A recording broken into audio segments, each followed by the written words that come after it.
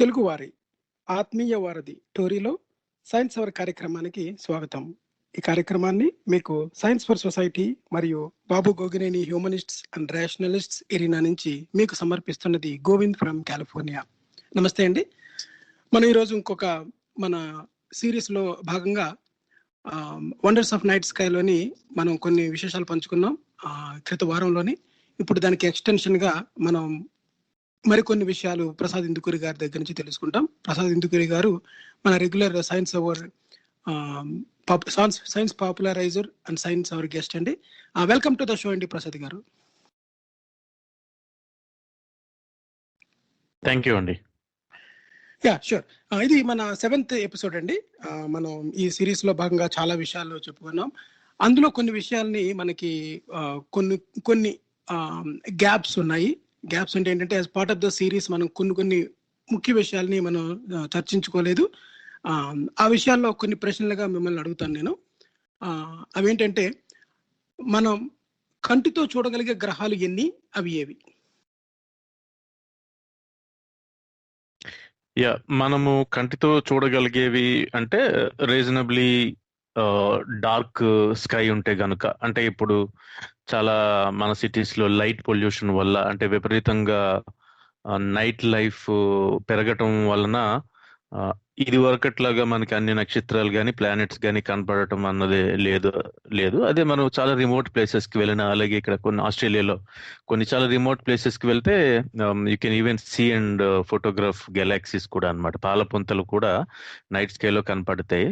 అలాంటి ప్లేసెస్ కూడా ఉంటాయి. అంటే నాగరికతకి ఎంత దూరంగా వెళ్తే అంత క్లియర్ గా ఎక్కువ కనపడడానికి అవకాశం ఉంటుంది. బట్ రెగ్యులర్ గా మనకి ఆన్ ఎనీ క్లియర్ స్కై ఉన్న రోజున ఎక్కడైనా కానీ మనకి దాదాపుగా 5 వరకు గ్రహాలు మనం చూడొచ్చండి. అందులో బాగా ఇప్పుడు కాంతివంతంగా కనపడుతుంది. కనీసం ఇక్కడైతే 3 కనపడుతున్నాయి నాకు గత 2-3 రోజులుగా చూసినప్పుడు. అందులో మొట్టమొదటిది వీనస్, శుక్రుడు. ఈ వీనస్ అన్నది జస్ట్ బిఫోర్ సన్సెట్ లేదంటే ఇమీడియట్లీ ఆఫ్టర్ సన్సెట్ సూర్యుడు అస్తమించిన వైపుగా చాలా బ్రైట్ స్టార్ కింద కనబడతాడు అనమాట. కానీ యాక్చువల్గా అది స్టార్ కాదు. సో సూర్యుడి నుంచి వస్తున్నటువంటి కాంతి రిఫ్లెక్ట్ అవటం వలన అది అందుకనే మినుకుమంటము ఉండదు, అలాగే చాలా బ్రైట్ గా ఉంటుంది. చాలా చాలా తొందరగా కూడా కనబడుతుంది. అంటే నక్షత్రాలని మనం గమనించక ముందునే ఈ 3-4 గ్రహాలని కనీసం మనము చూడవచ్చు అనమాట. సో అందులో మొట్టమొదటిది వీనస్ అయితే, తర్వాత మార్స్ ఉంటుంది. అంటే క్లియర్ గా అనుకుంటే జూపిటర్, సాటర్న్ ఉంటాయండి. గురుగ్రహము, శని గ్రహము అంటాం అవి. సో అది మనము ఎక్కడ ఉంది అని తెలుసుకోవాలి అనుకుంటే గనక సులువుగా మనకి చాలా యాప్స్ ఉన్నాయి. ఇప్పుడు స్టార్ ట్రాకర్ అని ఇంకా ఏ ఉన్నాయి, 2-3 యాప్స్ ఉంటాయంట మన ఫోన్లో. అవి ఏం చేస్తాయంటే మనకి ఈ స్టార్ చార్ట్ అని, ఇంకొకటి. సో ఇవి మనం మొబైల్లో ఇన్స్టాల్ చేసుకున్నప్పుడు మనము వీ కెన్ సెర్చ్. యాక్చువల్లీ అందులో చాలా ఉంటాయి. మిటియర్ షవర్స్ గురించి కానీ, ప్లానెట్స్ గురించి, స్టార్స్ గురించి, కాన్స్టలేషన్స్ గురించి, అంటే ఈ రాశులు ఏ రాశి ఎక్కడ ఉందన్నది కొద్దిగా ఆ బొమ్మ కనపడేలాగా డిపిక్ట్ చేస్తూ, అలాగే ఏదైనా ప్రత్యేకమైనటువంటి నక్షత్రం గురించి తెలుసుకోవాలంటే అది టైప్ చేస్తే అది డైరెక్షన్ చూపించటం. అలాగే ఈ ప్లానెట్స్ కూడా యూజువల్ గా అవి మోర్ ఆర్ లెస్ ఒక ప్లేన్ లోనే ఉంటాయి కాబట్టి, ఎక్సెప్ట్ ఐ థింక్ ప్లూటో కొద్దిగా ఇంక్లినేషన్ ఉంటుంది. బట్ మిగతావన్నీ కూడా కొద్దిగా గొప్ప ఒకే ప్లేన్ మీద ఉంటాయి కాబట్టి మనం చూసినప్పుడు ఒకే గీత మీద కనబడుతుంది అనమాట. అంటే గీత మీద అంటే మనకి భూమి చుట్టూ ఇప్పుడు సూర్యాస్తమయం జరుగుతుంది అనుకుంటే అక్కడ నుంచి మనము ఒక కంప్లీట్ సర్కిల్ ఇలాగ పై నడినెత్తి మీద నుంచి ఇంకొక వైపుకి అన్నట్టుగా ఒక ఊహాజనితమైనది మనం ఊహించుకుంటే, అంటే ఈ నక్షత్రాలు ఈ ప్లానెట్స్ అన్ని, ఈ గ్రహాలన్నిటిని ఆ మొబైల్లో పొజిషన్ ఎక్కడుందో చూపించడం కోసం ఉపయోగించుకుంటే గనుక మోర్ ఆర్ లెస్ అవన్నీ కూడా ఒక సింగిల్ లైన్ లోనే ఉన్నట్టుగా ఉంటుంది. ఎందుకంటే మీరు ఇప్పుడు చూడండి, ఒక గ్రౌండ్ లో క్రికెట్ ఆడుతున్నారు అనుకోండి, మీరు ఆల్మోస్ట్ ఒక బౌండరీ దగ్గర ఉండి నేలకి బాగా దగ్గరగా పడుకుని చూస్తే గ్రౌండ్ లో ఉండే ఫీల్డర్స్ అందరూ కూడా ఒక లైన్ మీదకి వచ్చినట్టే ఉంటారు.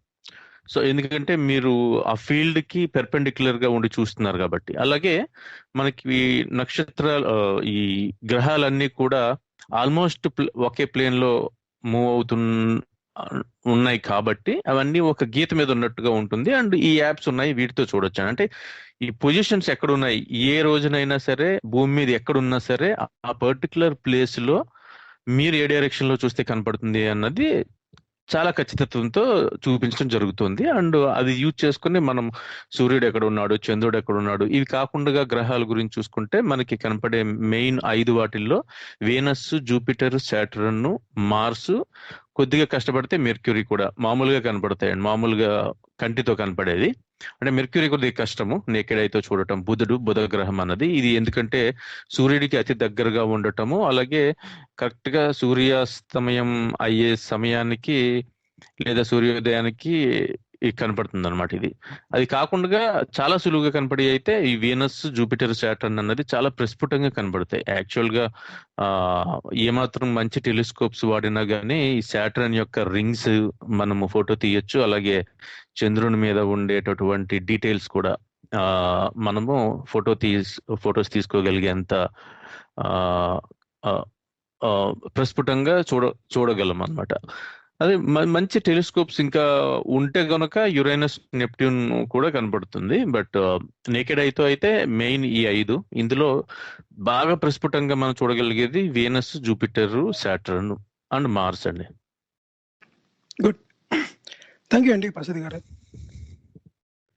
ఇంకొక ప్రశ్న అండి. ఇప్పుడు మనం కంటితో చూడగలిగినవి ఏవి అంటే ముఖ్యంగా మనం సూర్యుడు, తర్వాత చంద్రుడు, తర్వాత ఏమో మనకి మీరు చెప్పిన ఈ గ్రహాలు, తర్వాత ఏమో కొన్ని ఉల్కాపాతం కానీ అది, తర్వాత నక్షత్రాలు, ఇవన్నీ మనకి కంటికి కనిపించేవి.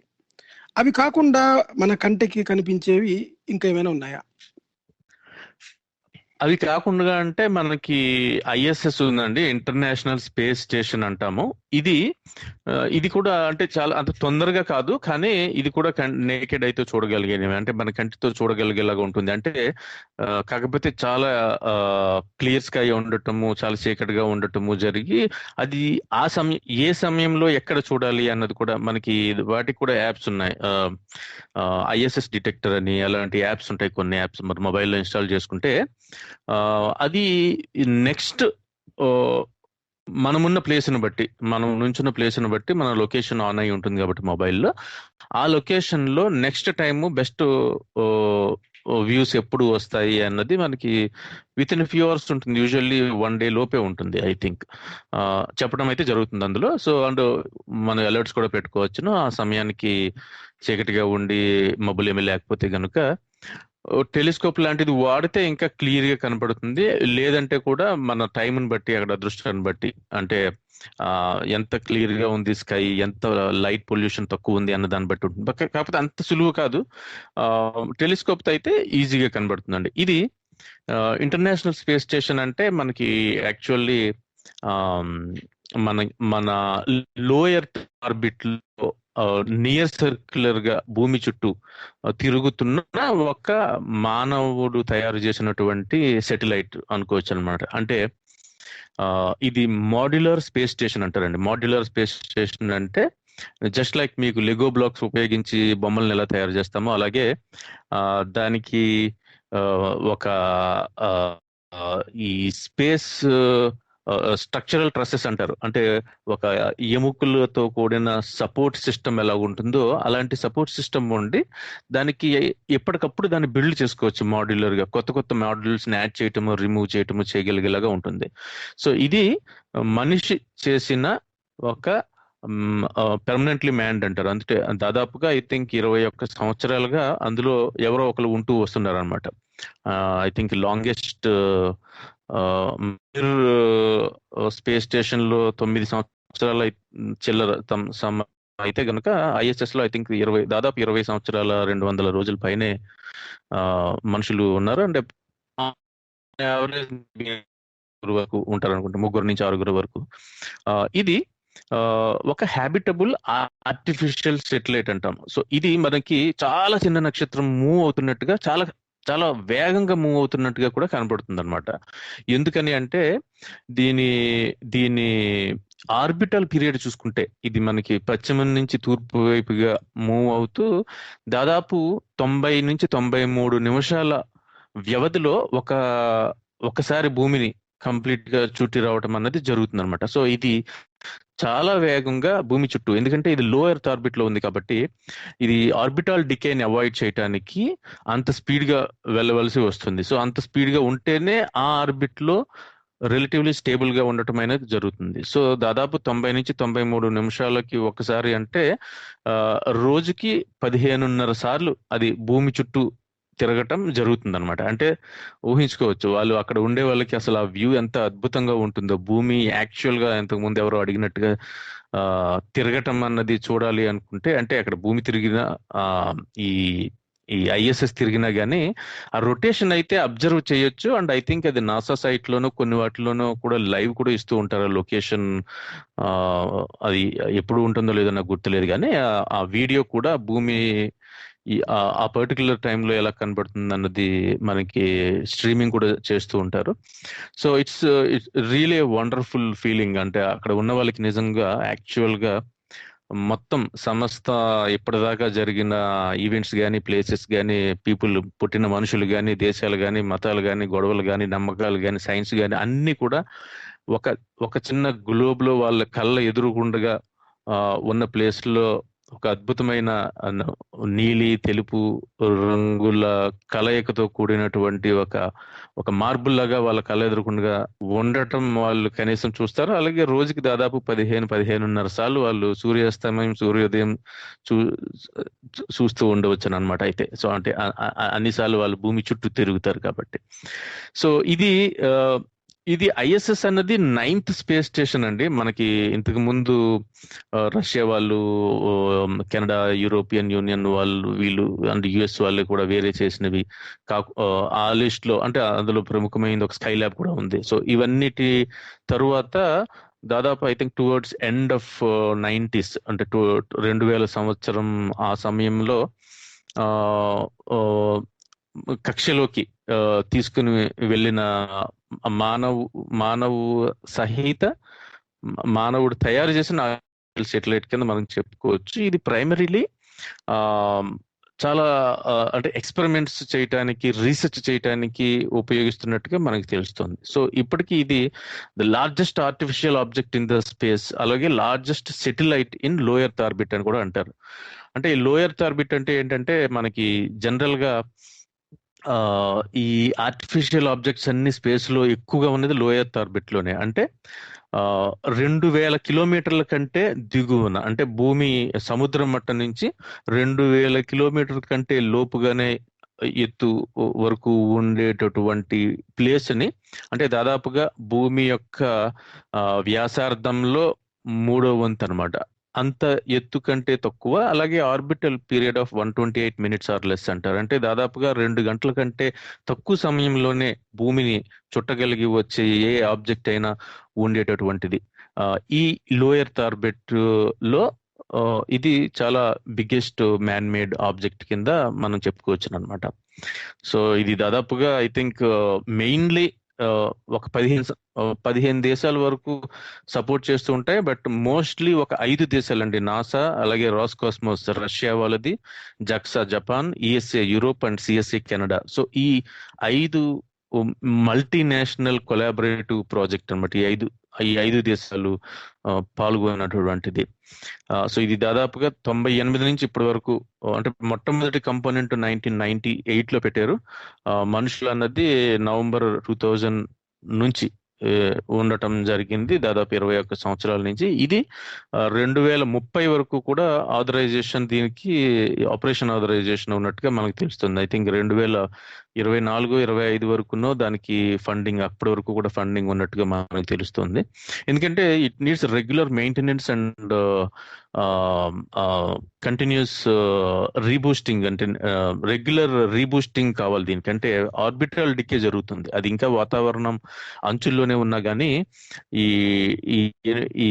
ఈ డ్రాగ్ వలన, వీటి వలన, అట్మాస్ఫియరిక్ డ్రాగ్ వలన ఆర్బిట్ ఐ థింక్ దాదాపుగా ప్రతి సంవత్సరానికి 2 కిలోమీటర్లు తగ్గుతూ ఉంటుంది అనమాట. అంటే భూమి వైపుగా వస్తూ ఉంటుంది. సో ఇది కంటిన్యూస్ గా భూమి మీద పడటానికి ట్రై చేస్తూ ఉంటుంది. అట్ ద సేమ్ టైం దానికి వేగం ఉండటం వలన అవి పడుతున్న స్పీడ్లో పడుతూ ఉండగానే అది మళ్ళీ మిస్ అవుతూ ఉంటుంది భూమిని ఆ స్పీడ్ వలన. సో ఇది అలా అలా మెయింటైన్ అవుతుంది. కానీ ఈ అట్మాస్ఫిరిక్ డ్రాగ్ వలన దాదాపుగా ప్రతి సంవత్సరానికి 2 కిలోమీటర్లు తగ్గుతూ ఉంటుంది. సో దీనిని వాళ్ళు అంటే ఐఎస్ఎస్ మీద ఉండే బూస్టర్స్ వలన కానీ, లేదంటే సెటిలైట్స్ ని తీసుకుని వెళ్ళి సెటిలైట్స్ ద్వారా ఈ షటిల్స్ ద్వారా ఆర్టిఫిషియల్ షటిల్స్ వెళ్ళి డాక్ అయిన తర్వాత ఆ షటిల్స్ అనేది వాటికి బూస్ట్ ఇస్తూ ఉంటాం. అంటే మళ్ళీ కొద్దిగా హైట్ కి తీసుకుని వెళ్ళటం అనేది జరుగుతూ ఉంటుంది అనమాట, ఇది రెగ్యులర్ గా.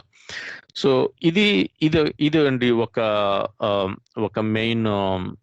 ఇంకొకటి అంటే మానవుడు తయారు చేసింది అయినా కానీ మన కంటితో కనపడగలిగే ఒక main one of the biggest object in the space అని చెప్పుకోవచ్చు. ఓకే, థ్యాంక్ యూ అండి ప్రసాద్ గారు. చాలా చక్కగా వివరించారు. అలాగే ఈ విషయంలో మీరు చెప్తున్నప్పుడు ఇంతకుముందు స్కైలాబ్ అన్నారు కదా, స్కైలాబ్ గురించి నేను కొన్ని విషయాలు చెప్తాను నేను. అయితే దీనికి ముందుగా మనకి ఆస్ట్రేలియా నుంచి మన పద్మ గారు, రెగ్యులర్ సైన్స్ శ్రోత అయిన పద్మ గారు మనకి ఒక కోడ్ పంపించారంటే, అది పద్మ గారు కనుక జాయిన్ అయ్యి తన ఏం పంపించారో ఆమె వాయిస్ లో చెప్తేనే చాలా బాగుంటుంది. అది ఇదేంటంటే బేసిక్ గా సైన్స్ కి మతానికి ఉన్న తేడా ఏంటి అన్న విషయం అనమాట. చాలా బ్రీఫ్ గా చక్కగా వివరించారు ఇది. పద్మ గారు, మీరు వింటుంటే మీరు వచ్చి షేర్ చేసుకోండి మీరు పంపించిన విషయాల్ని. తర్వాత ఎవరైనా శ్రోతలకు ఏమైనా సందేహాలు ఉన్నాయి, ఏమైనా షేర్ చేసుకోవాలనుకున్నా మనకి మీరు కాల్ చేయండి. లాస్ట్ వీక్ మనకి మంగేష్ గారు కాల్ చేసి ఈ వారం వస్తానని చెప్పారు. ఒకవేళ ఎందుకంటే లాస్ట్ మినిట్ లో కాల్ చేసేటప్పుడు మనకి సమయం లేదు. డార్విన్ థియరీ గురించి వస్తే కాల్ తీసుకుంటామండి. తర్వాత ఈ స్కైలాబ్ గురించి అయితేనండి, మీరు అన్నట్టుగా ఇంటర్నేషనల్ స్పేస్ స్టేషన్ అనేవి ఇవన్నీ కూడా చాలా ఖర్చుతో కూడుకున్నాయి అనమాట. అంటే మనకి స్కైలాబ్ అన్నది పరిచయం అవసరం లేని ఒక పెద్ద ఉపగ్రహం అనమాట అది. ఎందుకంటే ఇది అంటే ఇప్పుడు కొత్తగా ఉన్న ఈ జనరేషన్ కి తెలియపోవచ్చేమో కానీ, ఎవరికైతే ఏజ్ 40s లో కానీ 50s లో ఉన్న వాళ్ళకైతే ఈ స్కైలాబ్ చాలా సుపరిచితం అనమాట.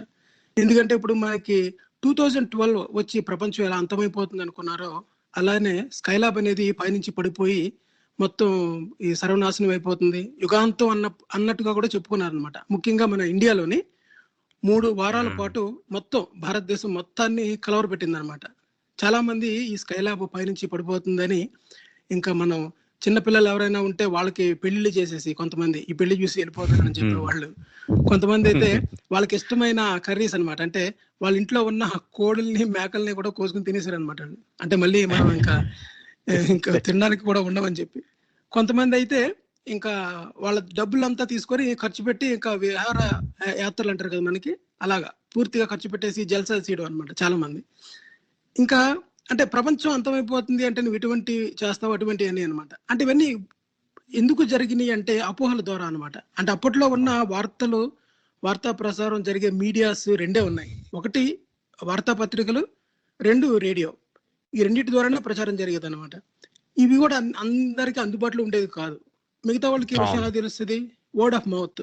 అంటే ఎక్కడైతే ఈ వార్త చదివిన వాళ్ళు ఉన్నారో వాళ్ళు చిలువల పొలవులుగా చేసి చెప్పినవి అనమాట. సో దీనికోసం చెప్తానంటే దీని విశేషాలు. మనకి పద్మ గారు జాయిన్ అయ్యారంటున్నారు ఆస్ట్రేలియా నుంచి. వెల్కమ్ టు ద షో అండి పద్మ గారు. థ్యాంక్ యూ గోవింద్ గారు. హలో అండి ప్రసాద్ గారు, ఎలా ఉన్నారండి మీ ఇద్దరు? బాగున్నాండి, థ్యాంక్ యూ అండి. సిడ్నీ లాక్డౌన్ లోకి వెళ్ళింది, దాదాపు రోజు 800 కేసుల దాకా వస్తున్నాయి ఇప్పుడు. సో got the news అండి, unfortunately, but in South Australia it's all good to go. Still social restrictions applies అండి, but we are happy what our state government is doing. So చాలా ఐ థింక్ ఆల్మోస్ట్ గత సంవత్సరంన్నరగా చాలా బాగానే జరిగిందండి. చాలా అంటే సైంటిఫిక్ డేటాకి విలువనిచ్చి ఎక్స్పర్ట్స్ అడ్వైజ్ ని సరిగ్గా తీసుకుని గవర్నమెంట్లు what is the right thing to do అన్నది ఫాలో అయినంతసేపు కూడా చాలా బాగా జరిగింది అనమాట. అంటే ఎంత రిస్ట్రిక్షన్స్ ఉండాలి, ఎంత ఈజ్ చేయొచ్చు, ఎలాంటి పనులకి రిస్ట్రిక్షన్స్ ఉండాలి, లేదంటే ఎలాంటి గ్యాదరింగ్స్ ని ఎంతవరకు రిస్ట్రిక్ట్ చేయాలి అన్నది అప్పటికప్పుడు వస్తున్న కొత్త కేసులను బట్టి. ఆబ్వియస్లీ ఇక్కడ కొత్త కేసులన్నీ కూడా మోస్ట్లీ బయట దేశాల నుంచి, అండ్ మోస్ట్ రీసెంట్ గా చూస్తే డెల్టా వేరియంట్ అవి కూడా మన ఇండియన్ సబ్ కాంటినెంట్ వేరియంట్స్ అవి కూడా ఇక్కడ రావటం అయితే మనం అబ్జర్వ్ చేయొచ్చు.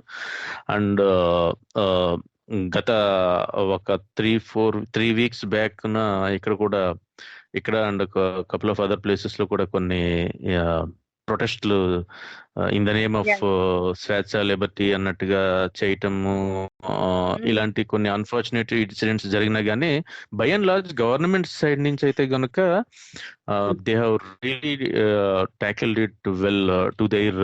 అంటే ఒక్కొక్కసారి కొన్ని సందర్భాల్లో ఇంకా కొద్దిగా కఠినంగా, కొద్దిగా ఎర్లీగా తీసుకుని ఉంటే సరిపోయేది. మరి ఈ పాము సైజును బట్టి కర్ర ఎంత ఉండాలి అని ఆలోచించకుండా ముందుగానే కొద్దిగా కఠినంగా ఉన్నా సరే వేగంగా రెస్పాండ్ అయితే ఇంకా బాగుండేదండి. కాకపోతే అట్లీస్ట్ వ్యాక్సినేషన్ రేట్స్ అయితే we are talking, but still it's a important thing to know everyone. ఎవరైతే వింటున్నారో వాళ్ళందరికీ మనము మనవి చేసేది ఏమిటంటే, ప్రభుత్వాలు ఎటువంటి రెస్ట్రిక్షన్స్ పెట్టినా please obey them and respect them. అది చేయకుండా మనం ఇట్స్ ఎ కల్చరల్ థింగ్ అని, రేసిజం అని, this all going on beyond limits వెళ్ళిపోయి ఇప్పుడు ఏమేమి జరుగుతుందో మనం ప్రపంచవ్యాప్తంగా చూస్తూనే ఉన్నాం. కానీ ఎప్పుడైనా కానీ మల్టీ కల్చరల్ వాళ్ళు, there is nothing like racism అండి. We are all citizens here, we are have every rights and duties we are performing, అదంతా మనకు తెలుసు. బట్ మనకేంటంటే extra force, I heard that extra force from the defence, they are deployed battalions to control the mob and public. It's so unfortunate అండి. అది మనం being civilised civilians గా ఉన్నప్పుడు మనం we have to be feel responsible. Yeah, నా question అడిగేస్తానండి. Thank you for the update. మనకి science లో ప్రతిపాదనలు ఉంటాయండి. ఆ ప్రతిపాదనలు నిగ్గు తేల్చేందుకు ప్రయోగాలు కూడా ఉంటాయి.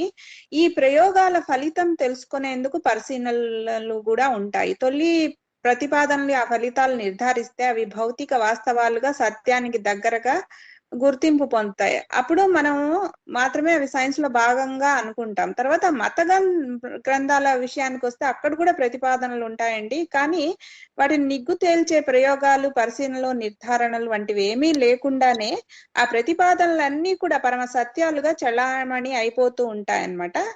ఇది ఎందువల్ల అంటారు? ఇది నా క్వశ్చన్ అండి. Thank you. నేను చాలా థ్యాంక్స్ అండి పద్మ గారు.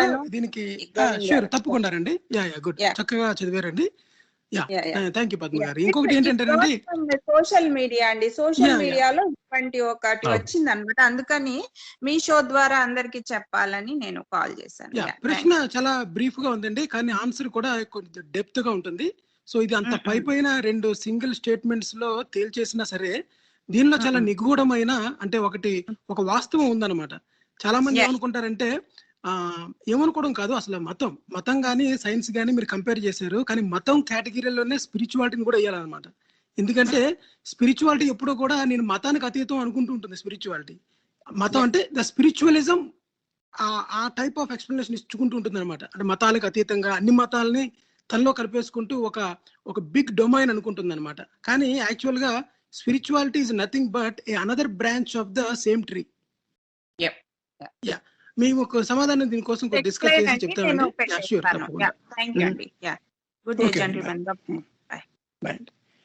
ప్రసాద్ గారు, మీరు దీని మీద కామెంట్ చేస్తారా? అంటే ఆవిడ కరెక్ట్ గా యాప్ట్ గా చెప్పారు, మనకు వస్తున్న క్వశ్చన్స్ కి కూడా అనుగుణంగా ఉండేలాగా. అండ్ ఇది మనం ఇప్పుడు థ్యాంక్ యూ అండి, అది ఆ పాయింట్ తీసుకొచ్చినందుకు. చాలా చాలా ప్రత్యక్షమైనటువంటి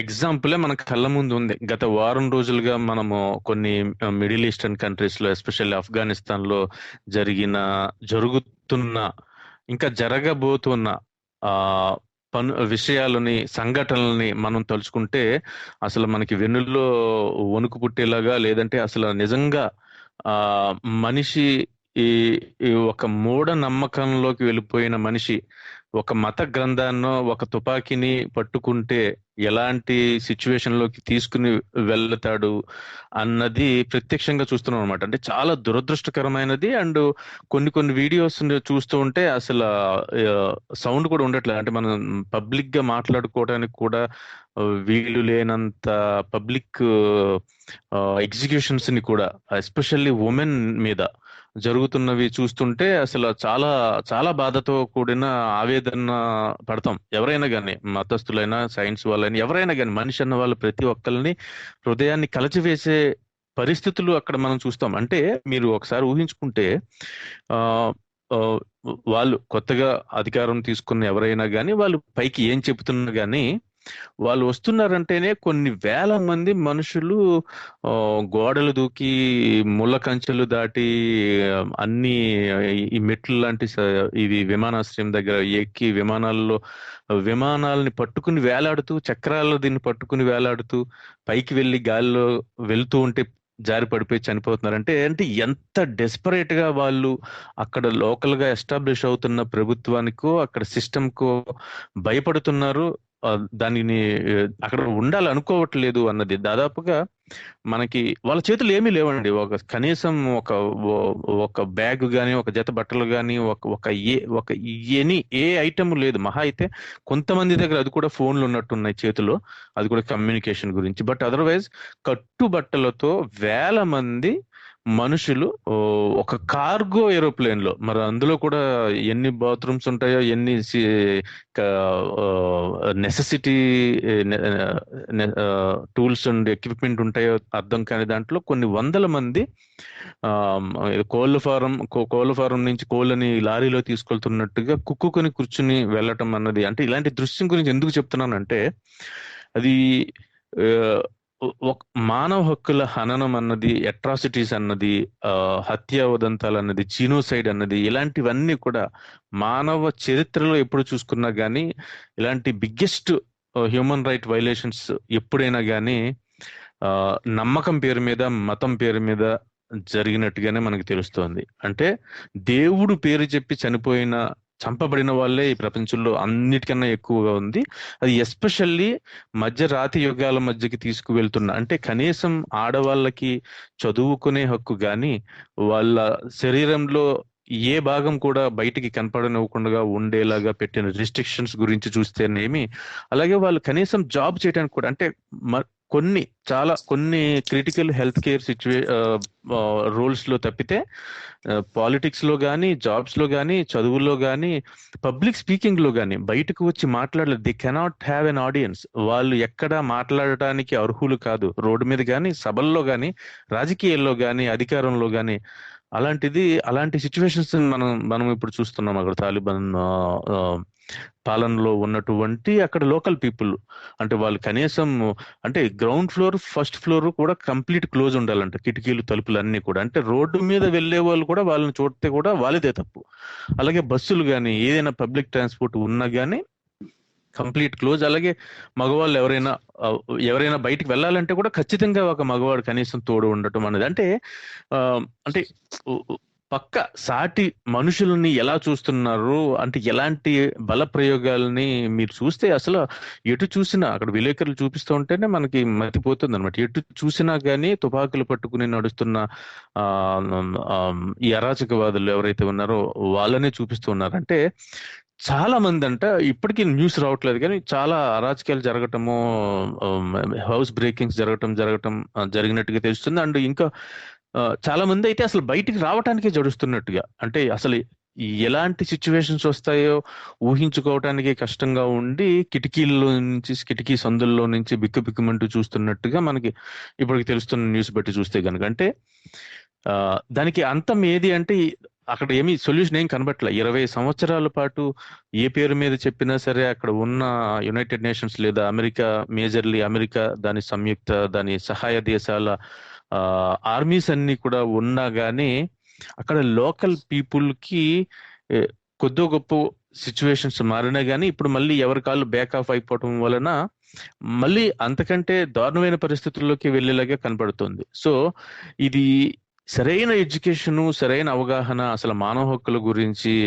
కానీ, అసలు లిబర్టీ కానీ, ఫ్రీడమ్ అని కానీ, అసలు ఇలాంటి పదాలకి అర్థాలే తెలియనట్టుగా కేవలం కొన్ని మత గ్రంథాలు, అందులో ప్రత్యేకంగా వాళ్ళు ఇంటర్ప్రిటేషన్ చేసుకున్నటువంటి ఓన్ ఇంటర్ప్రిటేషన్ ఉపయోగించుకుని ఆయుధాలను ఉపయోగించుకుని, సో ఇవి మాత్రమే ఉంటే గనుక రీజన్ అన్నది లాజిక్ అనేది చచ్చిపోయి కేవలం నమ్మకాలు, అభిప్రాయాలు, భావాలు మాత్రమే ఉండి నేను చెప్పిందే కరెక్టు, నేను చేసిందే కరెక్టు, నువ్వెలా ఉండాలో నేను ఎలా ఉండాలో, ఎవరు ఎలా ఉండాలో అంతా కూడా ఎప్పుడో 1400 సంవత్సరాల క్రితం ఎవరో రాసుకున్న ఒక పుస్తకంలో ఉన్నటువంటిది, నాకు అర్థమైనటువంటిదే కరెక్టు అనేటటువంటి వైపుగా తీసుకెళ్తున్నటువంటి ఈ సిచ్యువేషన్స్ గా మనకు కనపడుతున్నాయి అనమాట. సో అందుకనే ఇందాక పద్మ గారు అన్నట్టుగా ఇప్పుడు ఎవరు ప్రూవ్ చేస్తారు ఎవరికి? అలా కాదు అబ్బాయి, ఈ చదువుకోవటం అన్నది చాలా ఉపయోగం. ఎస్పెషల్లీ గృహిణి ఆడవాళ్ళు చదువుకోవాలి ఇంటిలో, అండ్ విజ్ఞానం పెంపొందించుకోవాలి, జ్ఞానం పెంపొందించుకోవాలి, అండ్ మనుషులంతా ఒక్కటే, అందరూ సమానమే, అందరూ హాయిగా ఇలాంటి విషయాలని చెప్పగలిగే వాళ్ళు ఎవరు అక్కడ? ఎందుకంటే అలాంటివి చెప్పినా అర్థం చేసుకోవటానికైనా కొంచెం మినిమం అన్నా అక్కడ ఎడ్యుకేషన్ అనేది ఉండి తీరాలన్నమాట. సో అందుకనే మనకి ఏంటంటే అక్కడ ప్రతిపాదనలు ఉన్నాయి, కానీ దానికి అవి వాస్తవాలకి దగ్గరగా ఉన్నాయా లేదా అంటే, ప్రతిపాదనలు అంటే ఆ మత గ్రంథంలోనో వాళ్ళు అనుకున్నా, వాళ్ళు నమ్మినా, వాళ్ళకి అనిపించిన పనులు ఏదైతే వాళ్ళు చేస్తున్నారో దానికి సంబంధించి ఇది మంచిది ఇది కాదు అని వాళ్ళు డిసైడ్ చేసి చెప్తున్నారు. కానీ వాళ్ళు ప్రపంచాన్ని చూడటం లేదా, లేదంటే చూడకూడదు అనుకుంటున్నారా, లేదంటే వాళ్ళ అధికారం కోసమే ఇదంతానా ఏంటన్నది మనకి తెలీదు. ఇంకొక చిన్న పాయింట్ యాడ్ చేస్తానండి ఇక్కడ. నేను మత గ్రంథాల్లో ఉన్నది ప్రతిపాదన అనుకోను. మత గ్రంథాల్లో ఉన్నవి ప్రతిపాదనలు కాదు, మత గ్రంథాల్లో ఉన్నది ప్రపంచం ఇలా ఉంటే బాగుంటుంది అనుకోవడం అనమాట. సమాధానాలు, అభిప్రాయాలు. అవును, ప్రపంచం ఎలా ఉండాలనుకుంటున్నాను, అవును, ఆడవాళ్ళు ఎలా బిహేవ్ చేయాలి, ఆడవాళ్ళకు ఉన్న అర్హతలు ఏంటి, ఎవరికి ఎటువంటి జాబ్స్ అంటే ఎవరికి ఎటువంటి పని ఇవ్వబడుతుంది, ఎవరు ఏ హద్దుల్లో ఉండాలి, ఎవరు ఏ హద్దుల్లో ఉంటే వాళ్ళకి ఏ ఫలం లభిస్తుంది అని చెప్పేది మత గ్రంథం అన్నమాట. అవి ప్రతిపాదనలు అనరు. ప్రతిపాదన అంటే ఏంటంటే వర్షం ఎలా పడుతుందో చెప్పింది అనుకోండి, అది ప్రతిపాదన అనమాట. యజ్ఞం చేయడం ద్వారా వర్షం పడుతుందని చెప్పింది అనుకోండి, అది మతం అనమాట. మతం ఏమనుకుంటుందంటే వర్షం చేయడం ద్వారా యజ్ఞం చేయడం ద్వారా వర్షం వస్తుంది అనుకుంటుంది, లేకపోతే దేవుడు కరుణిస్తే వస్తాడు అనుకుంటుంది, దేవుడికి ప్రార్థన చేస్తే మన కష్టాలను తీరుస్తాడు అనుకుంటుంది అనమాట. అంటే మీరు అనుకున్న విషయాల్ని రాసేది మత గ్రంథం, దాన్ని ప్రతిపాదన అనరు. ప్రతిపాదన అనేది 1 లెవెల్ హయ్యర్ అనమాట, ఇంకా మంచి, దానికి ఇంకా గొప్ప అర్హత ఉంటుంది, దాన్ని ప్రతిపాదన అనాలి. సో మనకు ఇంకొక కాలర్ యాడ్ అయ్యారండి, అది తీసుకొని అప్పుడు మనం కంటిన్యూ చేద్దాం. ఎవరండి మీరు యాడ్ అయింది? ఒకసారి మీ పేరు చెప్పి ప్రశ్న అడుగుతారా? సార్ నేను వీరేంద్ర, వైజాగ్ నుంచి మాట్లాడుతున్నాను. చెప్పండి. నమస్తే వీరేంద్ర గారు, చెప్పండి. నేను అనుకునేది ఏంటంటే సార్, ఒక తెలివైన వ్యక్తి తన కింద ఉన్న వాళ్ళందరినీ పరిపాలించడం కోసమో లేకపోతే వాళ్ళ ఆధిపత్యం చెలాయించుకోవడం కోసం పుట్టిందే మతం అండి. తర్వాత ఊరికినే నువ్వు 10 రూపాయలు నాకు ఇవ్వి అంటే ఇవ్వడు కదా ఎవరైనా. ఈక్వల్ మెంటాలిటీ ఉన్నప్పుడు 10 రూపాయలు ఎందుకు ఇవ్వాలి? ఇవ్వడు కదా. 10 ఎందుకు చెప్పారు తెలుసా మీరు? 10 అన్నదానికి ఒక సిగ్నిఫికెన్స్ ఉంది, మీరు ముందుకెళ్ళండి చెప్తాను. అయితే నేను చెప్పేది ఏంటంటే, ఒక తెలివైన వాడి యొక్క శ్రమని అత్యంత అందంగా దోచుకోవడం కోసం సృష్టించింది మతం. ఎలా అంటే, నీ యొక్క భవిష్యత్తు నేను చెప్పగలను, దాన్ని ఏమైనా తేడాపాడా ఉంటే కూడా నేను సరి చేయగలను అని చెప్పడమే మరో రకమైనటువంటి ఎమోషనల్ బ్లాక్మెయిల్. వీటన్నిటికీ లొంగిపోయి మనం ఏంటో తెలియదు కదా, మన పూర్వం నుండి ఇలాగే జరుగుతుంది కదా, ఏముందిలే ఇస్తే ఏమైందిలే అనేయడమే. మనం తీసుకెళ్లి డబ్బులు ఇవ్వడం కానీ, లేదా ఒక మతస్థుడికి డబ్బులు ఇవ్వడం కానీ, ఒక జ్యోతిష్కుడికి డబ్బులు ఇవ్వడం కానీ, ఇవన్నీ కూడా ఈ రకంగా జరుగుతున్నాయి. మినిమం అతి పెద్ద మూఢనమ్మకం ఏంటంటే ఫస్ట్ భక్తి. మూఢనమ్మకాల్లో మొట్టమొదటి లిస్ట్ లో ఫస్ట్ మూఢనమ్మకం ఏంటంటే భక్తి. ఆ భక్తి అనే దాన్ని కాదంటే ఏమైపోద్దో అని భయపడిపోతున్న ప్రతి ఒక్కరు కూడా నాకు తెలిసి మూఢనమ్మకాన్ని నమ్ముతున్నట్టే. అందులో నుండి బయటికి రావడం అంటే చాలా పెద్ద యజ్ఞం చేసి బయటకు వచ్చినట్టు. ఇది కాదు అంటే ఏమైపోద్దో, నా భవిష్యత్తు నా జన్మ ఏమైపోద్దో, రాబోయే జన్మలో మళ్ళీ ఏమైపోతానో, ఈడు అనుకుంటేనే మానవ జన్మ పుట్టినట్టు, ఈయన కావాలనే మనిషిగా పుట్టినట్టు, మళ్ళీ నాకు ఈ మనిషి జన్మ వద్దు, నాకు వేరే జన్మ కావాలన్నట్టు, అది కూడా ఈయన చేతిలోనే ఉన్నట్టు, దానికి కొన్ని ఇలాంటివి ఉన్నట్టు, మీ- ఏవేవో మీ- ఇస్తే ప్రతిదానికి అన్నీ ఉన్నట్టు, అసలు ఏంటి ఎక్కడి నుంచి వచ్చాం, అందులోకి ఎందుకు వెళ్ళాలి, అందులో వెళ్తే ఏమైంది, వీటి ఎవరు ఆలోచించరు సార్. అందుకని ఏదైనా జరుగుతుంది. మీరు బాగా గమనించండి, పేరు పెట్టడానికి కూడా ఈ 108 పాదాలకి 108 అక్షరాలు ఉంటేనే ఏ అక్షరం దేనికి వస్తుందో కూడా విడదీసి చెప్పేస్తే అదొక పద్ధతి. అయితే నువ్వు నచ్చినట్టు నీ ఆపరేషన్ నువ్వు చేసుకుని నువ్వు పిల్లోని బయటికి నువ్వే తీసేసి నువ్వే బ్రహ్మం అయిపోతుంటే ఇంకా మళ్ళీ ఇంక ఇవన్నీ ఏంటి సార్? అది కూడా అవును. బయటికి తీయడం కూడా కాదు, ఆ బయటికి కాదు. తీయడం కూడా ఏ ఫార్ములో తీయాలని కూడా ఉంటుంది. మీ ఇష్టం వచ్చిన మీరు- ఫార్ములా తీసుకోవచ్చు. అవును, ఆయన మీరు చెప్పిన వీరేంద్ర గారు చాలా చాలా వ్యాలిడ్ పాయింట్ తీసుకొచ్చారు. యాక్చువల్లీ అండి, చాలా మంచి పాయింట్ తీసుకొచ్చారు. మీరు ఒకటి గమనిస్తే, మీరు చెప్పిన పాయింట్ లోనే ఫస్ట్ పాయింట్ చూస్తే గనక మతం అన్నది ఒక చెడుకే అవ్వకర్లా, మేబీ ఒకప్పుడు ఒక గుంపుని, ఒక సమూహాన్ని కంట్రోల్ చేస్తూ ఒక కామన్ గోల్ అచీవ్ చేయటానికి ఉపయోగించారు అనుకోవచ్చు, చాలా పాజిటివ్ గా తీసుకుంటే అన్నమాట. అంటే ఒకవేళ తీసుకున్నా గానీ నేను చెప్పేది అంటే, అది ఈ రోజున మనకి అప్పుడు ఏం చెప్పినా గానీ, ఇప్పుడు చూడండి మనకి చిన్నపిల్లలకి పన్ను ఊడిపోతే దిండు కింద పెట్టుకుంటే టూత్ ఫెయిరీ వచ్చి డబ్బులు ఇస్తుంది అని నమ్ముతారు. ఒక 4 సంవత్సరాలు 5 సంవత్సరాల వరకు అలాగే ఉంటారు పాపం. కానీ ఎప్పుడొకప్పుడు వాళ్ళకి తెలియాలి కదా, తెలుస్తుంది 5 ఏళ్ళకో 6 ఏళ్ళకో తెలుస్తుందో టూత్ ఫెయిరీ కాదు, ఇది జస్ట్ డాడీయో మమ్మీ పెడుతున్నారు అనమాట అని తెలుస్తుంది. అలాగే మనకి శాంతా క్లాజ్ వచ్చి క్రిస్మస్ పండుగకి బహుమానాలు ఇస్తాడు అని అనుకుంటారు. మరి 10 ఏళ్ళకో 9 ఏళ్ళకో 11 ఏళ్ళకో అది కూడా తెలిసిపోతుంది, ఇదేం లేదు, ఈ శాంతా క్లాజ్ అన్నది ఎవరో వచ్చి పొగ్గట్టల్లోంచి అందరి ఇంటికి వెళ్ళి పెట్టడం అన్నది జరగదు, ఇది మనల్ని ఎంటర్టైన్ చేయడం కోసమో, మనకి ఒక రకమైన చిన్న హోప్ ని క్రియేట్ చేయడం కోసమో, ఒక సెలబ్రేషన్ లో ఒక భాగంగానో మన పేరెంట్సే చేశారు అన్నది. సో ఇలాంటి విషయంలోనే తీసుకుంటే గనుక మనకిప్పుడు మనకి కొత్తగా వస్తున్న సమాచారాన్ని బట్టి మనకి ఇంతకు ముందు ఏమైనా పోనీ మనము ఆలోచించలేకపోయిన ప్రశ్నలు ఏమైనా ఉన్నా కానీ, విశ్వవిభవం గారి గురించి కానీ, జీవం గురించి కానీ, దేని గురించి అయినా ఉన్నా కానీ, అలాంటి విషయాలు తెలిసినప్పుడు కూడా ఇంకా ఇప్పటికీ కూడా అలాంటి పాత ఈ టాక్టిక్స్ నే ఉపయోగించుకుంటూ జనాల్ని, అంటే మనిషి పుట్టక ముందు నుంచి, పుట్టినప్పటి నుంచి అతని జీవితంలో జరిగే ప్రతి ఈవెంట్ దగ్గరికి వచ్చి ప్రతి దాంట్లోని కూడా ఒక వాళ్ళ స్వలాభానికి అవకాశం ఉండేలాగా క్రియలు అన్నవి, ఇలాంటివన్నీ చేయటం అన్నది చాలా సందర్భాల్లో భయపెట్టి కూడా చేయటం అన్నది ఇప్పుడు మీరు చూస్తే గనక అసలు మరీ దారుణం అండి. అంటే మనం డిస్కస్ చేసుకోలేని విషయాలు కూడా బయట సోషల్ మీడియాలో జరుగుతున్నాయి. అంటే ఒక వ్యక్తి అయితే ఈ చెయ్యి అన్నం తిన్న తర్వాత ఎలా నాకితే ఏమి ఫలితాలు ఉంటాయో తెలుసా అంటాడు. అసలు ఆయన గురించి అసలు ఏం మాట్లాడాలి, ఏం చెప్పాలి చెప్పండి. ఇంకొక విషయం చెప్తాను ఇక్కడ, వీరేంద్ర గారు మీరు చెప్పిన బ్రెయిన్ సార్, ఒక్క సెకండ్. సామాన్యుడి బ్రెయిన్ ఎలా పనిచేస్తుందంటే, మీరు ఒకటి ఏదైనా చెప్పండి, ఏదో ఒక శ్లోకం లేదా ఒక విషయం ఏదో చెప్పారనుకోండి, దాంట్లో ఈయన చెప్పిన దానికన్నా ఎక్కువ ఇంకా నిగూఢమైనది ఏదో ఉంది, దానికోసం మనం పరిశోధించాలి తప్ప నిజమైన యాంగిల్లో వెళ్ళకూడదు అంటూ, ఎప్పుడో బీసీలో ఎప్పుడో ఎక్కడ ఎన్ని వేల సంవత్సరాల క్రితం ఎవరో బ్యాటరీ తయారు చేశారంట. బ్యాటరీ దేనికి తయారు చేస్తారండి నాకు తెలియక అడుగుతారు ఆ టైంలో. బ్యాటరీ దేనికి? అదేనండి. ఇంకొకటి వీరేంద్ర కాలర్ జాయిన్ అయ్యారు, ఇంకొక కాల్ తీసుకుంటాను ఒక్కసారి అండి. మనకేంటంటే ముఖ్యంగా ఈ జ్యోతిష్యము కానీ, లేకపోతే ఈ స్పిరిచువాలిటీ పేరుతో కానీ, మూడోది ఏంటంటే ఈ సైన్స్ కి దగ్గరగానే మన సనాతన ధర్మం ఉంది, లేకపోతే సైన్స్ కి దగ్గరగానే మత గ్రంథం ఉంది, బైబిల్ కానీ ఖురాన్ కానీ అని చెప్పే ఎక్స్ప్లెనేషన్ ఏదైతే ఉందో దాన్ని రివర్స్ ఇంజనీరింగ్ అంటారు అనమాట. రివర్స్ ఇంజనీరింగ్ ఏంటంటే మనకు ఆల్రెడీ తెలిసిన దాన్ని దగ్గరగా ఉన్న సంస్కృత శ్లోకంతో పోల్చి చూసి అందులోనే ఉంది అనుకొని సంకలు గుద్దుకోవడం అనమాట. మనకు ఒక కాలర్ జాయిన్ అయ్యారండి, ఇంకో శ్రోత. హలో, ఎవరండి జాయిన్ అయ్యారు? సార్ నేను ఉండొచ్చండి, అయితే నేను ఉన్నాను. మీరు ఒక్కసారి లైన్ లో ఉండండి, లాస్ట్ లో మాట చెప్పి వెళ్ళిపోవచ్చు మీరు.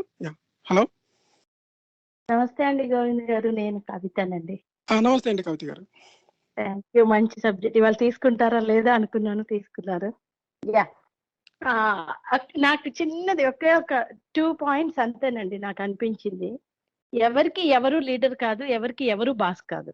కానీ ఆ, అక్కడొచ్చి అలా చేస్తున్నప్పుడు ఈ ఫెయిల్యూర్ అనేది గుర్రాన్ని నీళ్ళ దాకా తీసుకెళ్తాం, తాగుతుందా లేదా గుర్రం ఇష్టం అంటాను చూడండి. అలా అమెరికన్ ఆర్మీ కానీ చేతనైనంత వరకు ఇండియన్ హెల్ప్ కానీ వేరే కంట్రీస్ హెల్ప్ కానివ్వండి చేశారు. వాళ్ళకి ఏం కావాలి తెలుసున్నప్పుడు ఆ తాలిబాన్స్ ని రానివ్వకుండా గానీ ఏదైనా కానీ చేయాల్సిన బాధ్యత పీపుల్లో ఉండాలి. ఇది నేను పీపుల్ ఫెయిల్యూర్ అంటానండి. మీరు అవునండి. చెప్పింది అది అభిప్రాయం కూడా 100% రైట్ అండి. ఒక చిన్న విషయం యాడ్ చేస్తాను ఇక్కడ నేను. ఎందుకంటేనండి చాలా మంది ఏమంటారంటే ఈ అగ్రరాజ్యాలు ఏదైతే ఉన్నాయో ఈ బిగ్ బ్రదర్ జాబ్ అమెరికా చేయాలి, అమెరికా 20 సంవత్సరాలు అక్కడ ఉండి మొత్తం అంతా దోచుకొని ఇక్కడికి వచ్చేసేసి లాస్ట్ లో చేతులు ఎత్తేసింది, పాపం వాళ్ళు అష్ట కష్టాలు పడుతున్నారు అంటున్నారు. కాదు, ధైర్యం అనేది ఏంటంటే ధైర్యం అనేది మీకు ఇచ్చే ఒక టాబ్లెట్ లాంటిది కాదనమాట. అది ఇవ్వగానే మీరు ఎస్ ధైర్యం వచ్చేసి వెళ్ళిపోవడానికి. ధైర్యం అనేది ఏంటంటే నరాల్లో ఉండాలి. నీకే లైఫ్ కావాలో ఆ ప్రజలకు తెలియాలి. వాళ్ళకి ట్రైనింగ్ ఇచ్చారు, వాళ్ళకి ఆయుధాలు ఇచ్చారు. 20 సంవత్సరాలు ప్రజాస్వామ్యం అసలు ఏంటి, ఎలా పరిపాలించాలి ఏం చెప్పారు. ఆ కార్జాయ్ దగ్గర నుంచి మొత్తం అందరికి రాజ్యాంగం ఏర్పాటు చేసుకున్నారు. అంత బ్రహ్మాండంగా జరుగుతుంది అనమాట. కానీ ఎప్పుడు నీ ముందు ఒకడు నిలబడి ఉండాలి, అప్పుడే నాకు ధైర్యం వస్తుంది అనుకుంటే ఏదో ఒక రోజు ఆ ముందు నిలబడేవాడు చనిపోయాడు అనుకోండి, అతను లేడు అనుకోండి, ఈజ్ నో మోర్. ఎయిదర్ మీ ఫాదర్ కావచ్చు, మీ బ్రదర్ కావచ్చు, నీ స్నేహితుడు కావచ్చు. అటువంటి వ్యక్తి లేనప్పుడు నువ్వు చనిపోయినప్పుడే లెక్క. ఎందుకంటే you are completely depend on other person. So Afghanistan ప్రజల యొక్క పరిస్థితి అలాగే ఉందన్నమాట ఇప్పుడు. అంటే అదేనండి, ఇప్పుడు ఇంత ఫ్రీడమ్ ఆఫ్ లైఫ్ ఉన్న అమెరికా కానివ్వండి, కొద్ది గొప్ప ఫ్రీడమ్ ఆఫ్ లైఫ్, ప్రజాస్వామ్యం కొద్దిగా ఎక్కడో చిన్న లోపాలు ఉన్న భారతదేశం వేరే దేశాలు కానీ చిన్న ప్రాబ్లం వస్తేనే ఒక విప్లవం లాగా కనీసం ఒక చిన్న కామెంట్ కి చేసేంత ఫ్రీడమ్ ఉన్న మన దేశాల్లో అసలు ఇంత ఉన్నప్పుడు వాళ్ళకి అంత హెల్ప్ నాకు తెలిసి 99% అమెరికా హెల్ప్ ఏనండి. అది అసలు ఎవరు వద్దన్నా కాదన్నా అవునన్నా అమెరికా సెక్యూరిటీ కోసం చేసిందా ఏది చేసిందా అంటే అమెరికా తలుచుకుంటే ఒక బాంబు చాలు ఆఫ్ఘనిస్తాన్ మొత్తం పోవడానికి. అలా అనుకోలేదు, ఫ్రెండ్లీగా వాళ్ళ మూలాన పీపుల్ నాశనం అవ్వకూడదని పీపుల్లో మార్పు తీసుకురావడానికి అన్ని చేసినా కూడా బిగ్ ఫెయిల్యూర్ అమెరికా అంటే అది ఖండించాలండి. ఎందుకంటే సాయం చేసిన వాళ్ళని ఏదో అంటారు చూడండి, పాలు తాగి గుండెలో గుద్దారు అమ్మకని చెప్పేసి అలా ఉందండి ఇది చెప్పేది. హెల్ప్ చేసి విప్లవం నేర్పించిన తర్వాత కూడా నీకేం కావాలో తెలుసుకోవాలి అని మూర్ఘత్వంలో బ్రతుకుతున్న ఆ ప్రజలు మారనంత వరకు ఆ దేశం బాగుపడుతుంది. ఆ దేశమే కాదండి, ఏ దేశమైనా అలానే ఉంటుంది. ఇంకొక విషయం ఏంటంటే ఈ వారికి రావాలి. బిలియన్స్ ఆఫ్ డాలర్ ఖర్చు అవుతాయండి. పర్ డే కి కూడా చాలా బిలియన్స్ ఆఫ్ డాలర్స్ ఖర్చు అవుతాయి అనమాట. అంటే టోటల్ గా ఒక సంవత్సరం అలా అన్ని 10 సంవత్సరాలు ఉండాలంటే మీకు ట్రిలియన్స్ ఆఫ్ డాలర్స్ లో మనీ ఖర్చు అవుతుంది. At the same time America army యొక్క ప్రాణాలని ప్రాణంగా పెట్టాలి అక్కడికి వెళ్ళాలంటే. అంటే రెండు విషయాలండి. అంటే మన ఒక చోట వార్ జరుగుతుంది అనుకోండి, యాక్చువల్ గా ఆఫ్ఘనిస్తాన్ లో ప్రాబ్లం కి ఒకే ఒక సొల్యూషన్, దట్ ఈస్ వార్ తప్ప ఈ ప్రాబ్లం ఎవరూ సాల్వ్ చేయలేరు. రెండో విషయం ఏంటంటే ప్రజల్లోని ధైర్యం అన్నమాట. అంటే చూడండి, మత గ్రంథాల్లో ఉన్న రూల్ బుక్ ని అప్లై చేస్తామంటే ప్రాబ్లం అండి గోవింద్ గారు. ఇక్కడ ఏమైందంటే ఆ జనాలు సంఘటితంగా అయ్యి ఏమైనా 4 విషయాలు నేర్చుకునే అవకాశాన్ని లేకుండా చేయటం వల్ల అది జరగకుండా సంఘటితం అవ్వలేరు, బయటకు వచ్చి పోరాడకుండా వాళ్ళు చదువుకోలేరు. సో ఇప్పుడు ఇంకొకటి ఏమైందంటే యాక్చువల్ గా మీరు గమనిస్తే తాలిబన్లకి చాలా ఎక్కువ భయం ఉంటుంది అనమాట. అంటే స్త్రీ స్వేచ్ఛ స్వాతంత్రాలకి వాళ్ళు చదువుకుంటే వీళ్ళకి గడవదు కాబట్టి ఆ భయంతో వాళ్ళని ఆపుతున్నారు అన్నట్టుగా మనం అనుకోవాలేమో. ఇంకొక కవిత గారు చెప్తున్నారంటే ఒక పాయింట్ చెప్తున్నా, ఒక విషయం గుర్తుపెట్టుకోండి. మీ చేతిలో గన్ ఉన్నంత సేపు, అవతల వాడి చేతిలో గన్ ఉన్నంత సేపు వాడు ఆటవికుడైనా దానికి కేవ్ మ్యాన్ అయినా సరే వాడే ruler, because he has a gun. Exactly అదే జరిగింది. ఏంటంటే అండి, ఒక చిన్న పాప వాళ్ళ నాన్న ఇన్ఫార్మర్ గవర్నమెంట్ కి అని చెప్పేసి అనుమానంతో ఈ తాలిబన్స్ వెళ్ళి వాళ్ళ ఇంటి మీదకి వెళితే వాళ్ళ అమ్మ అడ్డం వస్తే వాళ్ళ అమ్మని చంపేస్తేనండి వాళ్ళ తమ్ముడిని కాపాడుకుంటూ ఆ అమ్మాయి తిరగబడితే తాలిబన్స్ మొత్తం వెళ్ళిపోయారండి వెనక్కి. మిషన్ గన్ తీసుకుంది, AK-47 తీసుకుంది. అంటే మా సామ దాన దండం అని మనకున్నాయి కదండి, అది రియల్ గా అది కరెక్ట్ అండి. అలాంటి దేశంలో కాదు, ఏ దేశంలో అయినా కూడా చెప్తే విననప్పుడు కొట్టాలి, తిట్టాలి, తిట్టితే విననప్పుడు కొట్టాలి, కొడితే విననప్పుడు అది నాశనానికి పూనుకుంది అన్నప్పుడు కన్న కొడుకైనా చంపాలి అనేది ఉండాలండి. అలాంటి రూల్ ఉన్నప్పుడే ప్రజాస్వామ్యం బతుకుతుంది. అంతే. చక్కగా చెప్పారండి. థ్యాంక్ యూ అండి. షూర్. Yeah. మీరు My వీరేంద్ర గారు time మీరు లైన్ లో అవుతుంది. ఉంటే ఫినిష్ చేసేయండి, మనకి ఆల్మోస్ట్ టైం అయిపోయింది. ఇక మీరు మీరు you can లాస్ట్ మినిట్ లో నేను చెప్పాలనుకుంటే చెప్పేసండి. చెప్పేది అవి ఫిజికల్ గా మనకు కనబడుతున్నాయి కాబట్టి భయంకరంగా అనిపిస్తుంది మనకి. మనం చీమలను చంపడానికి హిట్ కూడా కొనుక్కొస్తాం. అంటే మనిషి ప్రాణాలును మన చెవులు దోమలు అదే అదే అదే అదే అదే నేను చెప్పేది అదే. అంటే ఏదైనా సరే సూక్ష్మంతో కూడా చూడాలి. భక్తి అనే పెద్ద మూఢనమ్మకంలో ఉన్నప్పుడు అది బాగా పీక్ స్టేజ్ కి వెళ్ళిపోయింది అక్కడ. అంతే, నా దేవుడి కోసం నేను ఏమైనా చేస్తాను అనే లైన్ కి ఏది అడ్డు రాదు. అంటే మీరు అలాగే తాలిబాన్ పర్స్పెక్టివ్ లో చెప్తున్నారు. మీరు ఏదైనా ఒకటే perspective లో అక్కడ చెప్తున్నారు, అక్కడ అదేనే మనం కాదు సార్. ప్రజల అక్కడ ఇంకో ప్రజల విషయం, యొక్క ఇంకో ప్రజల యొక్క సార్ దీన్ని మీరు ఆలోచిస్తున్నాం మనం. అలా కాదు ప్రజల్ని ఇంకో విషయం పర్స్పెక్టివ్ చెప్తాను. ఆలోచించాలి. ఇంకో విషయం నేను ఇంకోటి చెప్తున్నా. ఏదైనా సరే ఏదైనా లీడర్షిప్ కోసమే, సన్యాసులు కూడా రాజ్య పరిపాలన కోసం వచ్చారు. అది కాదంట్లా, నేను అదే అంట్లా. లాస్ట్ అండ్ ఫైనల్ రాజకీయమే, ఆఖరికి పాపులారిటీ, ఆఖరికి అధికారమే చేతికి కావాలి, ఎవరైనా ఏ యాంగిల్లో నుంచి వచ్చినా. ఫైనల్ గా ఏంటంటే ఎట్టి పరిస్థితుల్లోని అవతల వాడు కానీ నేనే ఆధిపత్యంలో ఉండాలి కాబట్టి దానికి దేనికైనా రెడీ. అమెరికా ఇది వెళ్ళి అక్కడికి వెళ్ళి నేను మిమ్మల్ని ఇలా ట్రైన్ చేస్తాను, గన్ ఇస్తాను అంటే వాళ్ళ విజ్ఞత ఏమైంది? ఒరిజినల్ విజ్ఞత, వాళ్ళకు ఒక విజ్ఞత ఉంటది కదా సార్. అదేమైంది? అమెరికా వెళ్ళి నేను ఇంకో మాట చెప్తాను. అది కాదు, మీరు మిమ్మల్ని ఎలా ట్రైన్ చేస్తే అలా ట్రైన్ అయిపోతే మీరు రోబో కాదు కదా. నేను ఏ సాఫ్ట్వేర్ ఎక్కితే ఆ సాఫ్ట్వేర్ ఎక్కించడానికి కాదండి. మీకు 20 సంవత్సరాల సుదీర్ఘ పరిపాలనలో చాలా అంశాలు ఉన్నాయన్నమాట. ఇది అధికారం కోసం పోరాటం కాదు. నేను అనేది అదే. ఎందుకంటే ఒక్కొక్కరితో ఒక్కొక్క మెంటాలిటీ ఉంటది. వాళ్ళ బలహీనతని చూసి ఎలా ట్రైన్ చేస్తే అలా అల్టిమేట్ గా సామాన్య ప్రజలు ఇబ్బంది పడకుండా సుఖంగా జీవించడం అనేది అల్టిమేట్ గోల్, అవునా కదా? అంతే. కాకపోతే ఏంటంటే చెప్పింది ఒకసారి వినండి. తర్వాత ఏంటంటే మనం దీంట్లోని ఫిలసాఫికల్ ఆర్గ్యుమెంట్స్ తీసుకురాకూడదు. ఫిలసాఫికల్ ఆర్గ్యుమెంట్స్ ఏంటంటే ప్రతివాడు అధికారం కోసమే చూస్తాడు, ప్రతివాడు కూడా భక్తి అనే మూఢనమ్మకంతోనే ఏదో సాధించాలనుకోవడం, ఇవన్నీ ఇండివిజువల్ టార్గెట్స్ అన్నమాట. మనం గ్లోబల్ అచీవ్మెంట్ ఏంటని చూడాలి. గ్లోబల్ అచీవ్మెంట్ జరగాలి అంటే ప్రజలందరికీను ప్రజాస్వామ్య పరంగా ఉన్న ఒక నాయకుడిని ఎన్నుకునేలాగుండి సుఖశాంతులతోని ఒక రాజ్యాంగ పరంగా జీవించాలి. అదే కదా, ఎడ్యుకేషన్ ఉండాలి. రైట్, ఎడ్యుకేషన్ ఉండాలి, అలాగే మనకి హెల్త్ కేర్ ఉండాలి, అలాగే మనకి ఇన్ఫ్రాస్ట్రక్చర్ ఉండాలి, డ్రైనేజ్ సిస్టమ్ ఉండాలి, హాస్పిటల్స్ మొత్తం ఉండాలి కదా. ఇవన్నీ జరగాలంటే ఏం చేయాలి? దాన్ని ఆపుతున్నది ఎవరు? దాన్ని ఆపకుండా ఐక్యరాజ్య సమితి ఏం చేయాలి అన్నవి సొల్యూషన్స్ అనమాట. అంతే తప్ప మనం ఒకటే అందరినీ చదివించాలి. అది జరగాలంటే ఏం చేయాలన్నది కదా. అది ఆత్మగరిస్తాన్లో ఎలా జరుగుతుంది? అక్కడ మతం అడ్డు వస్తుంది, అన్ని చదివిద్దాం అంటే. అది అర్థం. మొత్తం పక్కన పెట్టేసండి. ప్రజలు ఉన్నారు కదా, తాలిబాన్ టెర్రరిస్ట్ గ్రూప్స్ ఎవరైతే ఉన్నారో, ఆల్ ఖైదా కానీ ఇటువంటి వాళ్ళందరూ ప్రపంచంలో కొన్ని దేశాల్లో ఉన్నారు కనుక వాళ్ళకు ఉన్న ప్రాతిపదిక ఒకటి ఖురాన్ మత గ్రంథం, బుక్ అనమాట. ఆ మత గ్రంథం మిగతా మతాలతో పోల్చలేం మనం. కానీ అల్టిమేట్ గా ప్రతి మతం కూడా ఈ మనిషిని కిందకు లాగుతుంది అనమాట. అది కరెక్టే. కానీ కొన్ని మతాలు బాగా అగ్రెసివ్ గా ఉంటాయి. అటువంటి వాటిలో ఒకనొక అగ్రెసివ్ మతమే మనం మాట్లాడుకునేది. అవునండి. Okay, thank you. Okay, thank you అండి. ప్రసాద్ గారు మీరు కంటిన్యూ చేస్తున్నారు. స్కైలాబ్ గురించి ఏదో విషయాలు చెప్తున్నారు. మరి స్కైలాబ్ నుండి 1973లోని మేలో మొట్టమొదటిసారిగా ప్రయోగించారండి. దాన్ని పైకి వెళ్ళింది. అది సాటర్న్ 5 అనే రాకెట్ తో పైకి తీసుకెళ్లారనమాట. దాన్ని $2.2 బిలియన్ తో ఖర్చు పెట్టారు అప్పట్లోనే. అంటే ఇప్పటి మనీ గురించి చూసుకుంటే సుమారు 2008లోనే $10 బిలియన్ అనమాట అది. అయితే మొట్టమొదటిసారిగా 80 ప్రయోగాల్ని ముందు అనుకున్నారన్నమాట అక్కడ చేద్దామని. కానీ పైకి వెళ్ళిన తర్వాత 300 ప్రయోగాలు చేశారు అక్కడ. స్కైలాబ్ యొక్క ప్రత్యేకత ఏంటంటే అది అమెరికా, రష్యా సంయుక్తంగా 2 దేశాలు కలిసి తయారు చేసినాయి అనమాట. ఇవి పైకి పంపించింది. పూర్తి రెస్పాన్సిబిలిటీ అమెరికాదే. అయితే పైకి వెళ్తున్నప్పుడు ఏమైందంటే, ఇప్పుడు చూడండి, మీరు కారులో వెళ్తున్నప్పుడు విండో ఓపెన్ చేసి చెయ్యి బయటికి పెట్టారనుకోండి, ఒక విండో మనకి బ్యాక్ తోసేస్తుంటది కదా చెయ్యిని.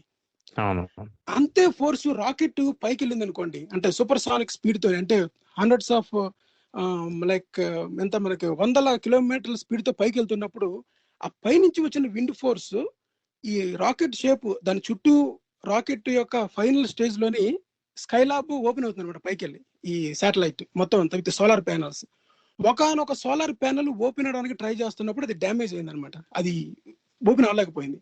సో 2 అయినాయి. ఒకటి ఏంటంటే అది ఓపెన్ అయితే మట్టుకి రిప్ ఆఫ్ అయిపోతుంది. ఓపెన్ అవ్వకుండా ఉండడం ద్వారా ఏమైందంటే అది డ్యామేజ్ అయింది అనమాట. సో కొంత మెటల్ లేచిపోయింది. కానీ మొత్తానికి అక్కడికి వెళ్ళిన తర్వాత 24 వారాలు మాత్రమే పనిచేసింది స్కైలాబ్ పైన. అందులో ప్రయోగాలన్నీ చేశారు. ముఖ్యంగా మైల్ స్టోన్ అచీవ్మెంట్స్ ఏంటంటే అపోలో ప్రాజెక్ట్స్ కి కావాల్సిన సరంజామా అంతా, అంటే అక్కడికి వెళ్ళిన తర్వాత మనం అసలు ఎలాగెళ్ళాలి, ముందు ఇతర గ్రహాలకు కానీ అపోలో ప్రాజెక్ట్స్ కానీ తర్వాత స్పేస్ స్టేషన్ కి మొత్తం అన్నిటికి అది ఒక పునాదిగా ఏర్పడింది అనమాట. అంటే మనీ ఈజ్ నాట్ వేస్టెడ్ ఏం పంపించిందో. కానీ జరిగింది ఏంటంటే పైకి వెళ్ళిన తర్వాత దాని లైఫ్ 7 to 8 years గా ఎస్టిమేషన్ చేశారు. కానీ పైకి వెళ్ళిన తర్వాత 24 వారాల తర్వాత అది సోలార్ విండ్స్ ద్వారా, సూర్యుల్లో జరిగే మార్పుల ద్వారా ఏమైందంటే త్వరగా కక్ష దిగిపోవడం ప్రారంభించింది అనమాట. అంటే ఉన్న కక్షలో కాకుండా అన్కంట్రోల్డ్ గా కిందకు రావడం ప్రారంభించింది. అంటే మన కంట్రోల్లో లేదు అది. సో చివరిసారిగా 1979 జూలై 12వ తారీఖున ఆస్ట్రేలియా టైం ప్రకారం, అమెరికా టైం ప్రకారం జూలై 11th అనమాట. అప్పుడు అది కిందకు రావడం, అప్పుడు దాన్ని లైవ్ టెలికాస్ట్ అనమాట. చాలా ఎక్సైటింగ్ గా, అసలు ఒక సస్పెన్స్ మూవీ కానీ లేకపోతే ఒక మంచి మూవీని చూస్తుంటే మీకు టెన్షన్ ఎలా ఉంటుందో ప్రపంచం అంతా అంత ఉత్కంఠగా ఎదురు చూసింది అనమాట స్కైలాబ్ ఎక్కడ పడుతుంది అన్నది. ఎందుకంటే మొట్టమొదటి ఎస్టిమేషన్ ప్రకారంగా ఆస్ట్రేలియాలో పడాలి స్కైలాబ్. కానీ ఎందుకంటే ఆస్ట్రేలియా మించి స్కైలాబ్ రోజుకు 6 సార్లు వెళ్తుంది దాని కక్ష ప్రకారంగా అయితే. అంటే ఎవ్రీ టైం అట్లీస్ట్ ఒక్కసారి అన్నా సరే ఆస్ట్రేలియా ల్యాండ్ నుంచి బయలుదేరుతుంది అనమాట, అది వెళ్తుంది అనమాట. అంటే ఒకవేళ అక్కడ పడితే ఏంటి పరిస్థితి అన్నది.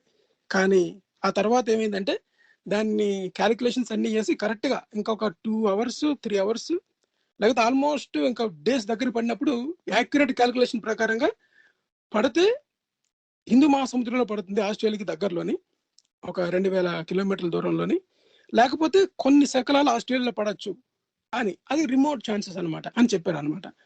కానీ మొత్తానికి ఆల్మోస్ట్ 2 AM ఆ టైంలోని 2:28 AM టైం ఆ ప్రాంతంలోని అది పూర్తిగా బరువైన శకలాలన్నీ కూడా హిందూ మహాసముద్రంలో పడ్డాయి అనమాట. సో అది చాలా లక్. అది అంటే సిటీ మీద పడకుండా, జనం ఉన్న ప్లేసుల్లో పడకుండా అది డిజాస్టర్ అయ్యేది అనమాట. ఇవన్నీ యాక్సిడెంట్స్ కింద తీసుకోవాలి అంతే తప్ప చూసారా సైన్స్ వల్ల ఎంత విధ్వంసం జరిగిందో అని చెప్పకూడదు. ఎందుకంటే చాలా మంది ఈ మధ్యన సైన్స్ ద్వారా జరిగిన నష్టాన్ని చెప్తున్నారు. ఇంతకు ముందే మనం చెప్పాం, మీరు చెప్పారు. ఏం చెప్పారు? ప్రపంచంలో జనాలు మరణిస్తూ ఉంటారు. ఒకటి ఏంటంటే కరోనా వల్ల జనాలు చనిపోతారు, అదేవిధంగా యాక్సిడెంట్స్ వల్ల జనాలు చనిపోతారు, భూకంపం వచ్చినా జనాలు చనిపోతారు. ఇవన్నీ కేటగిరీ తీసేయండి. అంటే ప్రకృతి వైపరీత్యాల వల్ల చనిపోయిన వాళ్ళు, యాక్సిడెంట్స్ ద్వారా చనిపోయిన వాళ్ళు, అలాగే జబ్బుల ద్వారా చనిపోయిన వాళ్ళు, వృద్ధాప్యం ద్వారా చనిపోయిన వాళ్ళు, ఇవన్నీ పక్క తీసేసాం అనుకోండి. మిగిలిన కేటగిరీషన్ ఏముంటుందంటే మనిషి ఒకరినొకరు చంపుకోవడం అన్నమాట. అది దొంగతనం కావచ్చు, లేకపోతే ఈర్ష్య కావచ్చు, పగలు కావచ్చు. అలాంటి వాటిలో ఒకనొక కేటగిరీ మతం అన్నమాట. ఎక్కువ నెంబర్ ఆఫ్ పీపుల్ ఎక్కడ చనిపోయారని చూసుకుంటే మతం ద్వారా ఎక్కువ మంది చనిపోతారు అనమాట. సో దేర్ ఫోర్ ఈ రిలీజియన్ అన్నదే ఈవిల్. సో ఎక్కువ మంది చనిపోవడానికి ఏది కారణమైందో అది ఈవిల్ అనమాట. So this is one of the argument. So చాలా మంది అంటే అనుకోవడం కాదు, యాక్చువల్గా స్టాటిస్టికల్ గా చూసుకున్న సైన్స్ వల్ల చాలా నష్టాలు జరిగిపోతున్నాయి. ఇది వరకు మనం వేపలతో పళ్ళు తోముకునే వాళ్ళం, అదే మన పేస్ట్ ప్లాస్టిక్ వచ్చిన తర్వాత 100 రూపాయలు ఖర్చు పెట్టాల్సి వస్తుంది అని ఆర్గ్యుమెంట్స్ ఏవైతే ఉన్నాయో, ఈ ఆర్గ్యుమెంట్స్ అన్నిటిని తీసుకెళ్లి మతం దగ్గరికే తీసుకెళ్తే ఇది బూమరాంగ్ లాగా మతం వల్ల ఎంత నష్టాలు జరుగుతుందో తెలుస్తుంది అనమాట. షూర్, అదండి స్కైలాబ్ ద్వారా. తర్వాత స్కైలాబ్ లాంటిదే మన ఇంటర్నేషనల్ స్పేస్ స్టేషన్, దాని గురించి మీరు చాలా వివరంగా చెప్పారు. ఈ పైకి వెళ్ళిన తర్వాత మనకి స్పేస్ వ్యర్థాలు అంటారు అనమాట, అవి చాలా ఉంటాయి. అంటే పైకి వెళ్ళిన రాకెట్స్ కానీ, పనికిరాని ఉపగ్రహాలు కానీ, అవి దాని భూమి చుట్టూ తిరుగుతుంటుంది అనమాట. అటువంటి స్పేస్ వేస్ట్, స్పేస్ డెబ్రీస్ చాలా ఉన్నాయన్నమాట మనకి. అంటే ఇక్కడ భూమి మీద పెరిగిపోయిందో. ఏమండి, సమయం అయిపోతున్నట్టుంది, చూసుకోండి. మనకి ఒక 5 minutes ఉంది, కొద్దిగా లేట్ గా జాయిన్ అయ్యాం మనం. సో దానివల్ల ఏమవుతుందంటే ఈ పైన కింద ఎంతైతే వ్యర్థాలు ఉన్నాయో పైన కూడా అన్ని వ్యర్థాలు ఉన్నాయన్నమాట. సో ఏదన్నా అంటే పైన చాలా స్పేస్ ఉంది ఇంకాను, కానీ అవన్నీ వేస్ట్ గా తిరుగుతూ ఉంటాయి అన్నమాట. సో ఈ విధంగా ఏంటంటే ఇవన్నీ క్యాలిక్యులేటెడ్ రిస్క్. ఫర్ ఎగ్జాంపుల్ మనకి అటామిక్ రియాక్టర్, ఒక మన ఏదన్నా ఒక రియాక్టర్ పెట్టాం అనుకోండి, అక్కడ పెడితే దాన్ని అంతా క్యాలిక్యులేటెడ్ అనమాట. రేడియేషన్ ఎంత వస్తుంది, దాన్ని ముయ్యాలంటే ఎంత, తెరవాలంటే ఎంత అని. సో అలాగే థర్మల్ పవర్ స్టేషన్ పెడితే దానివల్ల ఏంటి, అలాగే జల విద్యుత్ కేంద్రం పెడితే ఏంటి. సైన్స్ అంతా ఏం చేస్తుందంటే, science is not man made, అది మట్టుకు అందరూ గుర్తించాలి. సైన్స్ కూడా మనిషి కనిపెట్టింది అనకూడదు. సైన్స్ అనేది it's not an object. Science అనేది ఏంటంటే ఇట్స్ ఎ మెథడ్. ఈ మెథడ్ అనేది ఒకనొక way of observing the things, అంతే. అది సైన్స్ అంటే ఏం లేదు. ఒక టెస్ట్ చేయడము, రిపీటెడ్గా టెస్ట్ చేయడము, ప్రతిపాదించడము, ఆ ప్రతిపాదన నిజమేదో కాదో తెలుసుకోవడము, అది నిజమని ప్రతిపాదించిన తర్వాత ప్రపంచంలో ఎవరైనా వచ్చి దాన్ని ఫాల్స్ అని ప్రూవ్ చేయొచ్చు అనమాట. ఆ ఓపెన్నెస్ సైన్స్ లో ఉంటుంది. So science is not man made చేయడం కాదు. సైన్స్ అనేది ఒక మెథడ్ అంతే. ఆ మెథడ్ కి మనం సైన్స్ అని పేరు పెట్టాం, అంతే తప్ప ఆ సూత్రాలను వాడుకొని తయారు చేసేదాన్ని టెక్నాలజీ అనాలి. టూల్స్ అంటాం, టెక్నాలజీ అంటాం లేదంటే. So there is a difference. అలాగే ఒక అతను పుస్తకం రాశాడు అనుకోండి, అది మ్యాన్ మేడ్ అనమాట. ఒక అతను కథ చెప్పాడు అనుకోండి, అది man made. So man made అంటే ఏంటి అర్థం అని చూసుకోవాలి. చాలా మంది అది మనిషి కనిపెట్టింది అంటాం. ఒక పుస్తకాల్లో ఉన్న విషయాలు మనం నమ్మన్నాం అనుకోండి, దాని అర్థం ఏంటంటే మత గ్రంథంలో ఉన్న విషయాలు నేను నమ్మట్లేదు అని. అలాగే అయితే సైన్స్ కూడా ఒక పుస్తకమే కదా, దాంట్లో ఉన్న విషయాలు నమ్మవా అని అడగకూడదు. ఎందుకంటే సైన్స్ లో ఉన్న విషయాలు మత గ్రంథం లాగా క్రోడీకరించినవి కాదు. సైన్స్ లో ఉన్నవి ఏంటంటే అబ్జర్వేషన్. నువ్వు పైకి వెళ్ళి సూర్యగ్రహణం చూసారనుకోండి, ఆ సూర్యగ్రహణం పలా రోజున చూశాను అని రాసేవారు అనుకోండి బుక్లోని. అలాగే ప్రతి సంవత్సరం మీరు సూర్యగ్రహాన్ని కానీ చంద్రగ్రహాన్ని కానీ అబ్జర్వేషన్ చేసుకుంటూ అలా పోయారనుకోండి, అలా కొన్ని 18,000 సంవత్సరాలు 1800 సంవత్సరాలు రాసుకుంటూ పోయారనుకోండి, that become science. That is an observation. అది మత గ్రంథం కాదు. మత గ్రంథం ఏం చేస్తుందంటే నువ్వు ఎలా కూర్చోవాలి, ఎలా నుంచోవాలి, ఎలా పడుకోవాలి చెప్తుంది అనమాట. సో నీ పైన నిబంధనలు పెట్టేది మత గ్రంథం. రాజ్యాంగం నిబంధనలు పెడుతుంది, కానీ అది మత గ్రంథం కాదు. ఎందుకంటే అది అగ్రీడ్ అపాన్ కలెక్టివ్ ఇన్స్ట్రక్షన్స్ అనమాట. మనం ఎలా ఉండాలి, ఏం చేయాలని చెప్పేది అది. అందువల్ల ఏంటంటే ప్రతి దానికి నిశ్చితంగా పరిశీలిస్తే దేనికి ఏ డెఫినేషన్ వాడాలి, దేంతో పోల్చాలి చూసుకోవాలన్నమాట. సో అందువల్ల ఏంటంటే సైన్స్ లో always there is a room for argument. మతంలో ఆర్గ్యుమెంట్ కి అసలు స్థానమే లేదు. మతం సమాధానాలు ఇచ్చి ప్రశ్నించకూడదు అంటుంది. సైన్స్ ప్రశ్నలు వేసుకోమని సమాధానాలు తెలుసుకోమంటుంది. గుడ్ ఎపిసోడ్ అండి. నైస్. థ్యాంక్ యూ అండి. బాయ్.